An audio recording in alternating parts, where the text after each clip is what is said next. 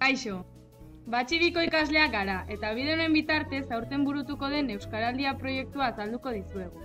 Hasteko, ba dakizue zer den Euskaraldia?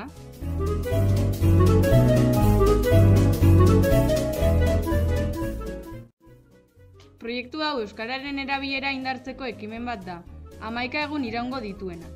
Azaroaren 23tik abenduaren 3 bitartean. Euskal Herri osoan bermatuko den proiektu bat da.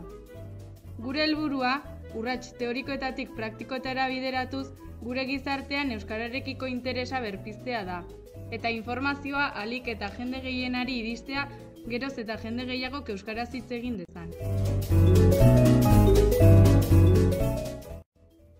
Gaur egun, Legazpin gaztelania da nagusi. Horrela baieztatu da ikerketa batean. Hala ere, 60% eta 80% bitarteko kopurua da ulertzen dutenen eta hitz egiten dakitenen batura. Denok batera, egoera honi buelta emateko gai gara.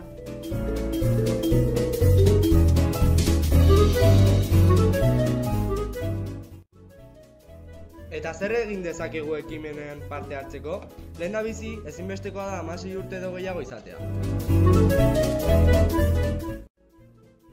Baldintza hau betetzen baduzu, bi modu ezberdinetara parte hartu dezakezu. Alde batetik, ahobizi izan zaitezke. Hau da, ulertzen duenari euskaraz egin. Hark euskaraz erantzun ezarren eta ez ezagun nahi gutxienez lehen hitza euskaraz egin. Beraz, gogoratu. Bi aldeek euskaraz ulertzen badute, ez dago euskaraz ez egiteko arrazoirik. Alde belarriprest izan zaitezke. Hau da, euskaraz dakiten guztiei zuri euskaraz egiteko gonbitea egin diezu.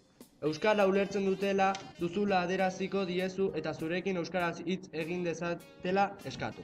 Zuk euskaraz edo erderaz erantzungo duzu, baina zuri euskaraz egiteko eskatuko duzu.